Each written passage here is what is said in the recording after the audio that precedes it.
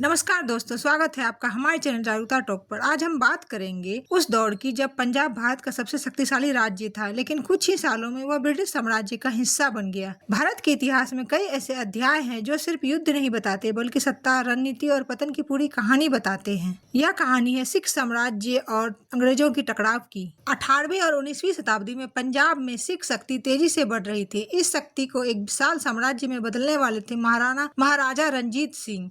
रणजीत सिंह ने पंजाब को एक मजबूत, संगठित और आधुनिक राज्य बनाया। उनकी राजधानी थी लाहौर और उनकी सेना उस समय की सबसे मजबूत सेनाओं में से एक मानी जाती थी। उन्होंने न केवल पंजाब को एक किया, बल्कि अफगान आक्रमणों से भी सुरक्षा दी। उस समय भारत में अंग्रेज धीरे धीरे अपनी पकड़ मजबूत बना रहे थे। रणजीत सिंह समझदार शासक थे। उन्होंने अंग्रेजों से सीधे टकराव नहीं किया। 1809 में हुई अमृतसर की संधि एक महत्वपूर्ण घटना थी। इस संधि के तहत सतलुज नदी के पूर्व का क्षेत्र अंग्रेजों के पास रहा और सिखों ने अपने राज्य का विस्तार रोक दिया। यह एक तरह से शांति और संतुलन की नीति थी, लेकिन इतिहास हमेशा स्थिर नहीं रहता।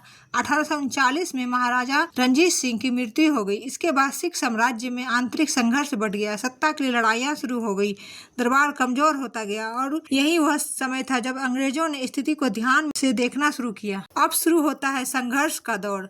1845 से 46 में पहला आंग्ल सिख युद्ध हुआ। इस युद्ध में प्रमुख लड़ाइयाँ हुई। हालांकि सिख सेना बहादुर थी, लेकिन अंदरूनी कमजोरी के कारण उन्हें हार का सामना करना पड़ा। 1846 में लाहौर संधि हुई और अंग्रेजों का प्रभाव पंजाब में बढ़ गया। लेकिन कहानी यही खत्म नहीं हुई। 1848 में फिर से विद्रोह और असंतोष भड़क गया और 1849 में पंजाब को पूरी तरह से ब्रिटिश साम्राज्य में मिला लिया गया। इस युद्ध के बाद सिख साम्राज्य समाप्त हो गया। पंजाब ब्रिटिश भारत का हिस्सा बन गया। सिख सेना को भंग कर दिया गया, लेकिन बाद में अंग्रेजों ने सिखों को अपनी सेना में भी भर्ती किया। लेकिन आगे चलकर सिख समुदाय ने भारतीय स्वतंत्रता संग्राम में महत्वपूर्ण भूमिका निभाई। तो दोस्तों, आज हमने इस छोटी सी वीडियो के माध्यम से एक शक्तिशाली साम्राज्य के उत्थान और पतन के बारे में जाना। इसी तरह के छोटे छोटे वीडियो के माध्यम से इतिहास को पढ़ने और समझने के लिए हमारे चैनल को सब्सक्राइब करें।